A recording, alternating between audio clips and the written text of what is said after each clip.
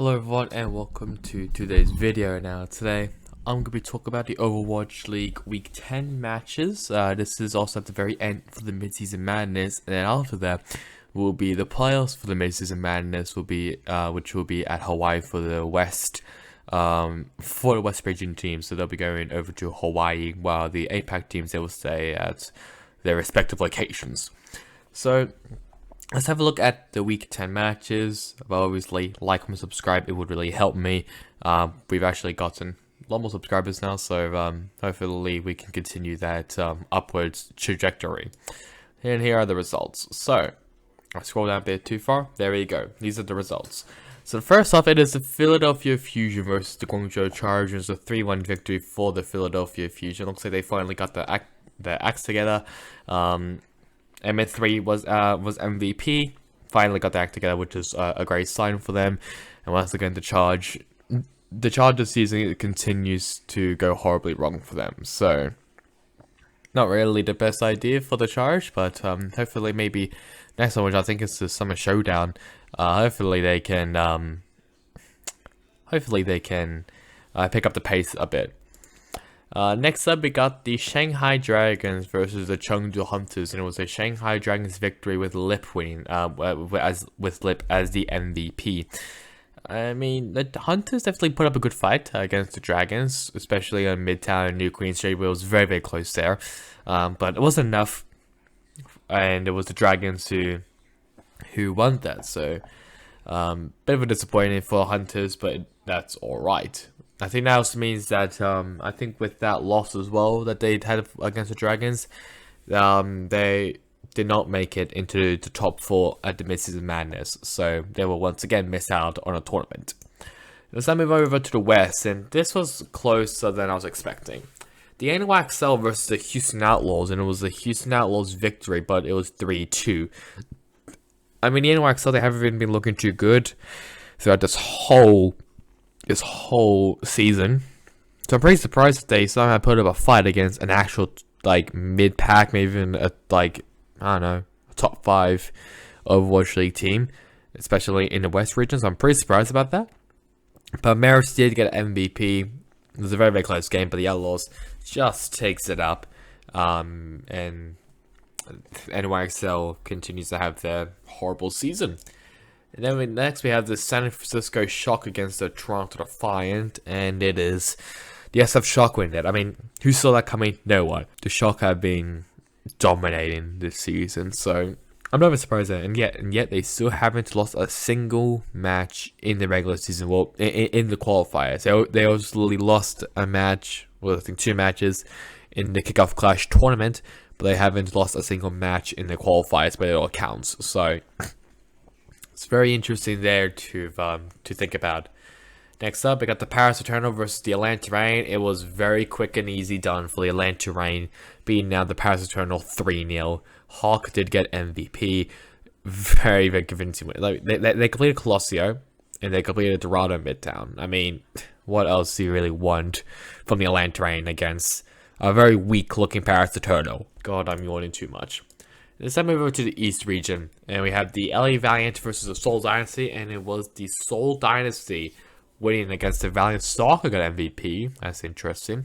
It's weird that the Lee Chung Tower doesn't count for the Valiant. I don't know if that's supposed to be 0 or 1.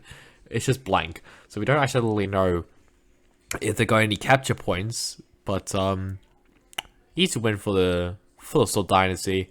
Even the Icon was pretty close, but that's all it really. But that one doesn't really matter, I must say. Next up, we got the Hangzhou Spark beating out the Chengdu Hunters 3-0. Alpha A gaining MVP. Very convincing win again for the Spark. And we'll see if they can actually be competitive this time. And especially against the West region. That'll be very interesting to see.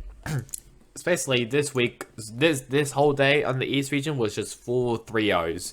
And the Shanghai Dragons also 3-0'd. The Guangzhou Charge, as Fleta, also got MVP.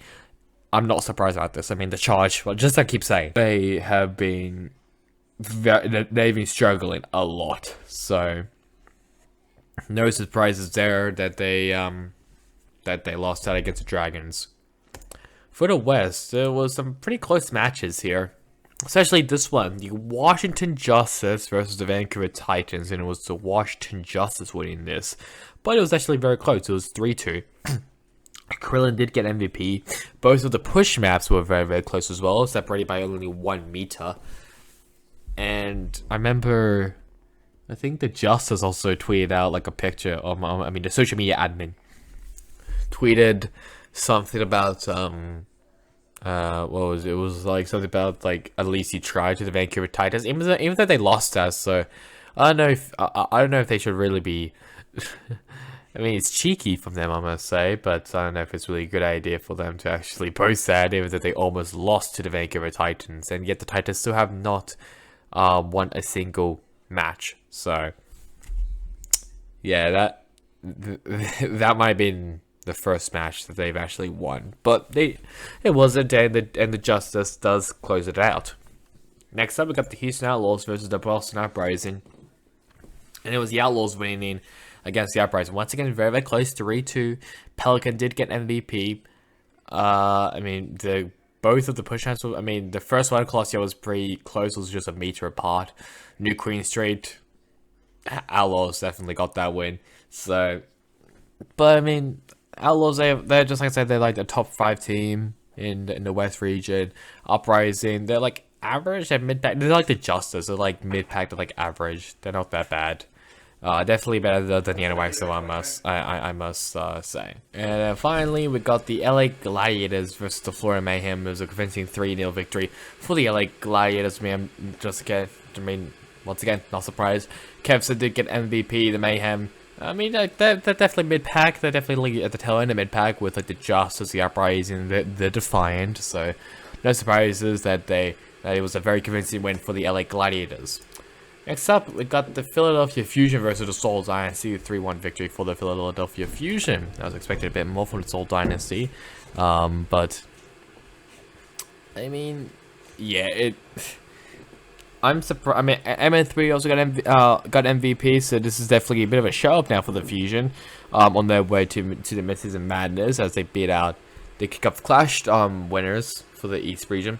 So, yeah, the Fusion definitely look better. They look way, way better. So, it's a good sign. It is definitely a good sign. Which is exciting now if you're a Fusion fan. And then finally for the East region, we have the LA Valiant losing against the Hangzhou Spark. Shy got MVP. Once again, not that surprise. Valiant, even though I'll be honest, I did predict them to win.